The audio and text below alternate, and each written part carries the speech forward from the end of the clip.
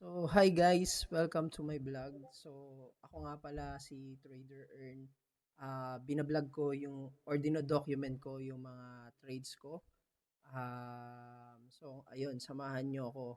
Um, Paano ba i-figure out tong trading na to? So, ito yung aking trading journey. So, ngayong vlog na to, vlog number 3 natin. So, ikikwento ko sa inyo ano ba yung nangyari doon sa last trading ko. Um, Bakit ako natalo and ano ba yung benefits kapag fina-follow natin yung plan natin, nag-a-apply tayo ng risk management. And ano yung understanding ko sa risk management and paano to makakatulong sa atin para manatili dito sa trading journey at hindi maubos yung capital natin or humaba pa yung um, yung buhay natin dito sa trading kasi most of the traders is natatalo. So paano ba nakakatulong yung risk management and paano ba um, paano ba siya makakatulong sa trading journey ko? Okay? Ayun. So, last time, guys, nagkaroon tayo ng two trades which is pareho siyang natalo. Okay, yung dalawang trades natin. After nagkaroon tayo ng winning trades, ayun, natalo naman tayo doon sa next trade natin. And ano ba yung mga trade natin noon? So, nag-trade tayo noon kay XRP tsaka si XLM. So, kung papakita ko sa inyo, ito. So, ito yung journal ko. Ginawa ko lang siya. So, manually lang yung journal ko. Kasi wala pa akong capital or wala pa akong budget para mag-subscribe doon sa mga um, journal, no, which is ayun nga, may kamahalan din kasi. Pero doon naman sa mga paid journal naman na yun, ilalagay mo na lang or i-upload mo na lang yung mga data mo, then makukuha mo na agad yung statistics mo. Pero ito, yung journal ko is manually lang to, so ako lang yung gumawa. So last time nagkaroon tayo ng 2 losses. Ang trade natin is si XRP tsaka si XLM. Okay? So natalo tayo doon ng 37% tsaka 26%. So kay XLM natalo tayo ng 17 na lang pala kasi along the way habang yung trade nagmamaterialize siya, umaakyat kasi yun eh. Umaakyat, so meron tayong safety line. So ang silbi ng safety line natin is pababain yung risk management natin o yung risk natin doon sa trade. Okay, so as long na umaangat siya, akyat baba siya, yung risk man natin naman is umaangat ng umaangat. So kaya paliit ng paliit yung nagiging risk natin. So from $26 na risk per trade, naging 19 na lang siya nung nakat loss siya. Then, yung XRP naman, from 37, 10% lang. So, ito kasi yung XRP natin is low risk siya nung na-trade natin. Okay? Kaya mababa lang din. Kahit 37% siya, $10 lang. Ay, hindi. Iba to.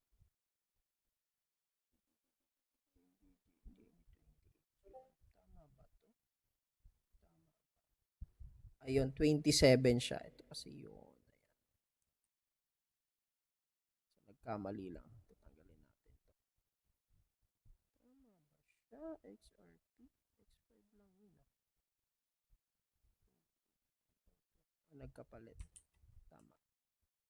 So, ayun. Okay, ano ba yung naging trades natin? Okay. So, pakita ko sa inyo. So, si XRP muna. Si XRP, ayan, si XRP, ayan, nagkaroon tayo ng trade kay XRP. So, ito yung part na nagkaroon tayo ng trades. So, ito yung entry natin. So, pansin nyo, meron siyang buy and sell. Okay? So, dito kasi nagkamali tayo. Ang leverage lang kasi per trade natin is 5 times 5 leverage. Pero dito kasi nung na-input natin siya, nag times 10 tayo. Kaya binenta agad natin which is kasi mali 'yon. Okay? Kasi kung nag times 10 tayo, lalaki yung risk natin. Pero kaya siya binenta ko siya. Kaya nagkaroon ng buy and sell dito. Pero nag-buy ulit tayo dyan.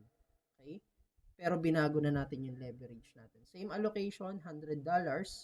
Tapos, times 5 leverage. So, ang trade idea natin is magko-continuation na tong XRP pataas.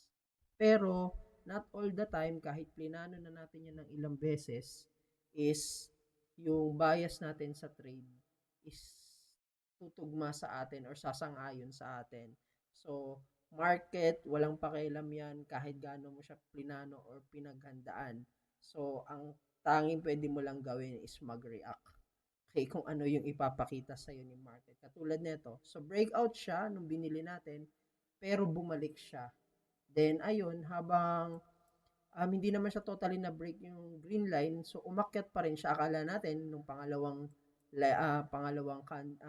candle na to is tutuloy na siya, nag-green na, pero bumagsak. Then nagtuloy-tuloy. So nung na-break yung green line natin or yung safety line natin, nag-exit na tayo banda dito area na to. So ano yung benefit doon na finalo natin yung plan? Kasi doon na protektahan natin yung capital natin. So, para sa akin, as a beginner, gusto kong laruin tong trading na to for a long term. So, um, ang gusto kong mangyari is sundin lang yung plano ko kasi kung ano yung plano ko, yun yung plano na maprotektahan yung capital ko. Hindi ko sure kung every trade ko is mananalo ako, pero sure ako na magkakaroon ako ng talo. And papanatiliin natin na maliliit lang yung talo natin hanggang magkaroon tayo ng malaking panalo para um, tawag doon, matakpan yung mga nagiging talo natin. Kasi mahirap nun, kapag nagkaroon ka ng malaking talo, ang hirap ng bawiin. So, bukod sa mahirap ng bawiin, sinira mo yung plan mo, hindi mo sinulod, then sinira mo din yung psychology mo. Kasi the more na natatalo ka in malalaki, pakunti-kunti masisira yung psychology mo. And sa trading kasi, for me, important yung mapanatili kong neutral yung psychology ko.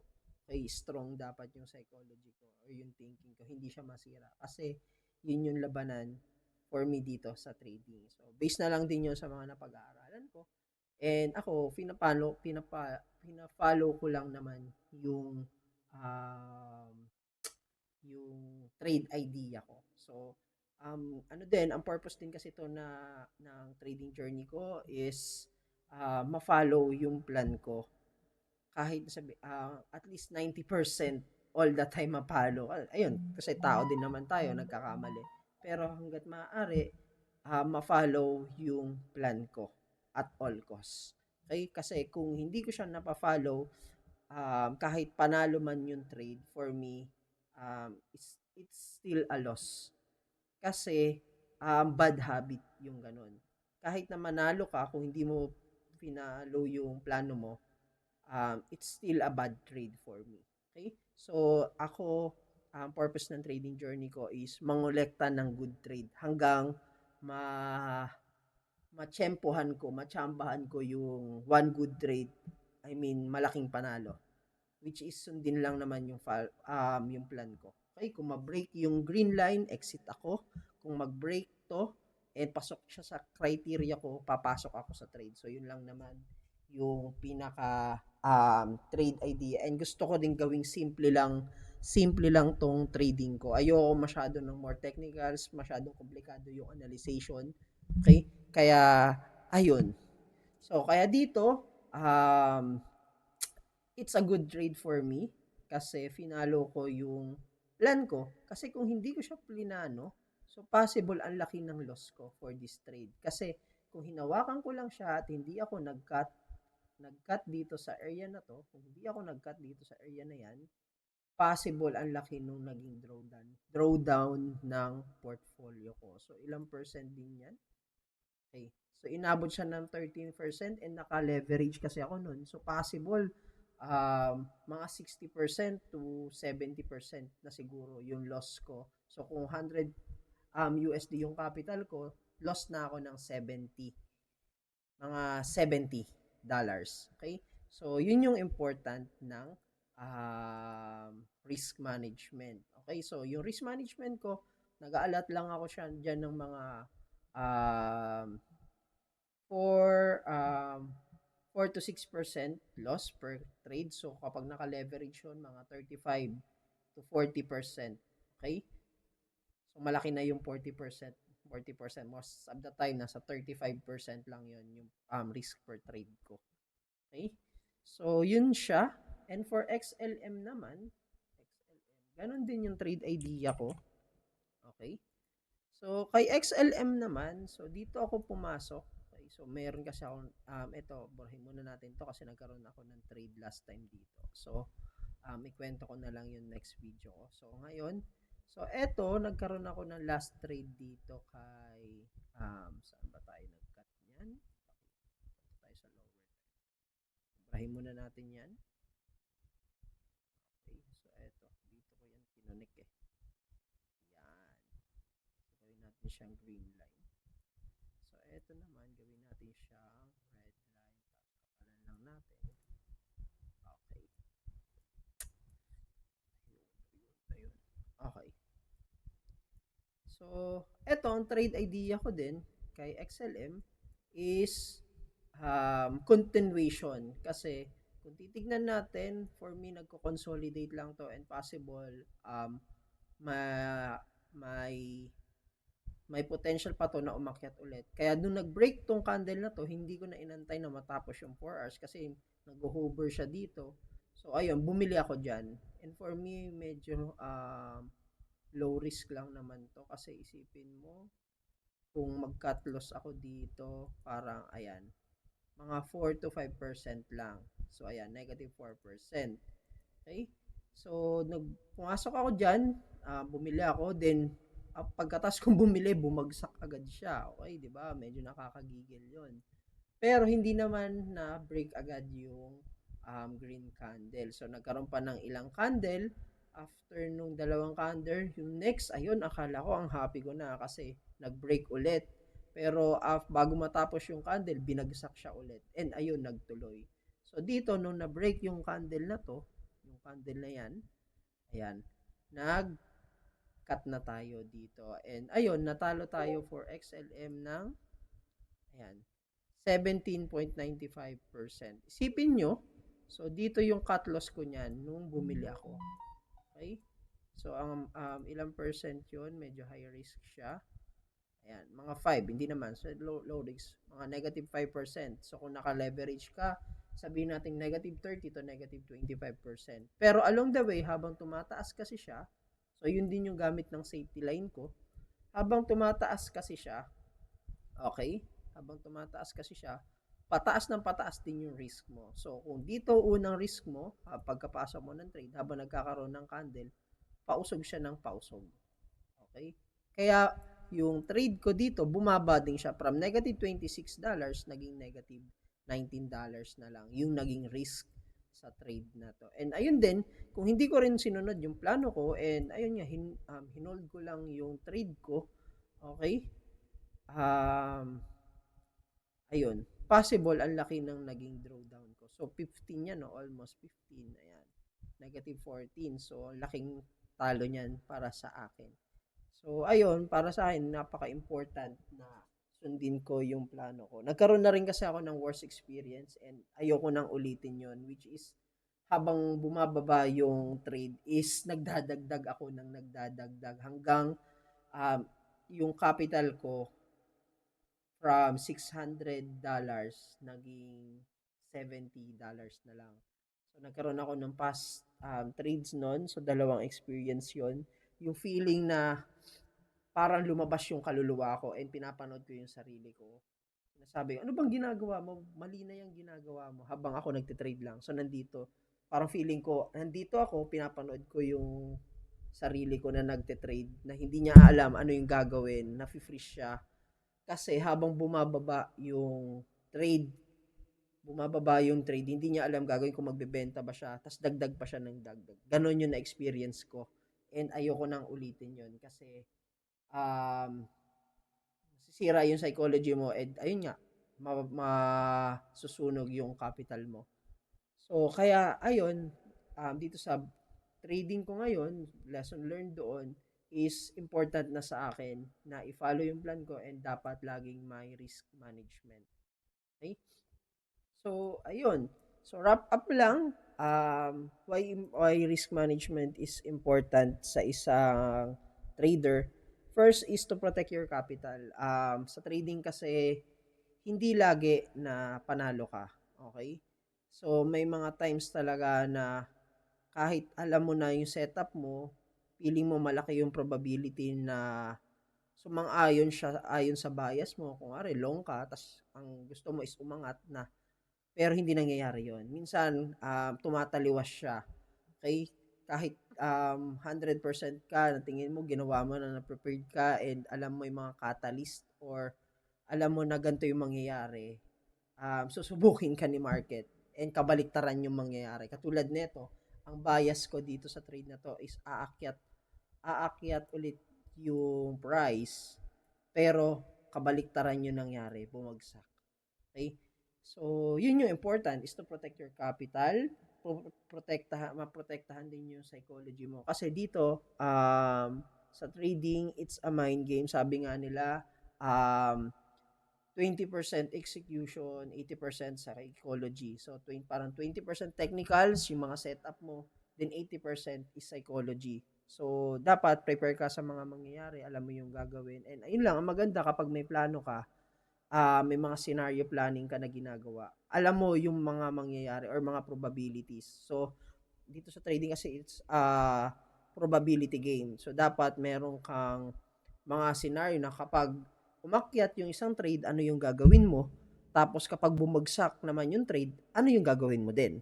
So, katulad dito, nagkaroon tayo ng scenario planning na kapag bumagsak yung trade na to, cut na agad ako. Okay? Cut my losses na agad. Mabilis. So, ang thinking ko lang kasi dito, why I practice din yung risk management. I'm doing this for a long term. Hindi lang to na quick money na pag manalo ako, labas na agad ako. So, I want to do this trading in a long game. So, dapat I'm thinking din in a long game. Hindi lang yung quick money or one time, big time. Okay? So, dito, ang thinking ko lang na kapag ginawa ko tong risk management na to, yes, magkakaroon ako ng mga losses, pero maliliit lang. Pero kapag natsambahan ko or natsempuhan ko yung winning trades, burado na agad lahat ng mga losses ko. So, yun lang naman, ang kailangan lang dito is magkaroon ka ng small losses, pero kapag nananalo ka, malalaki din.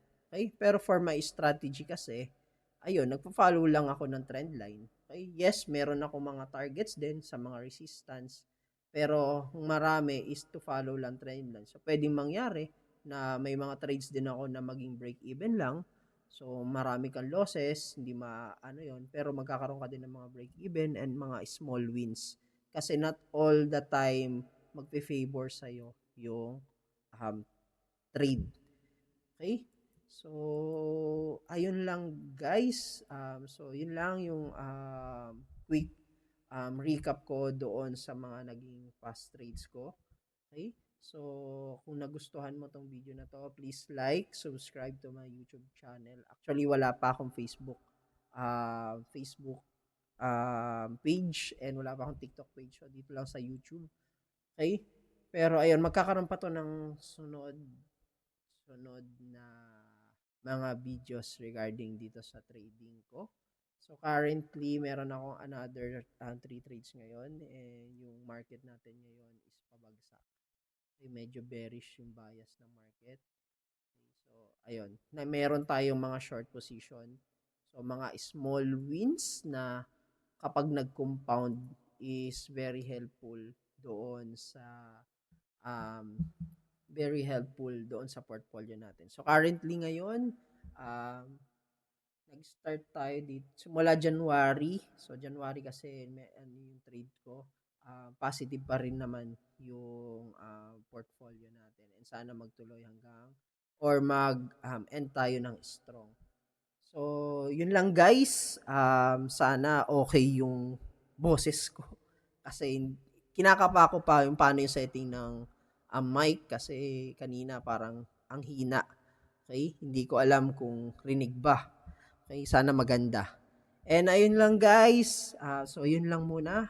Bye-bye.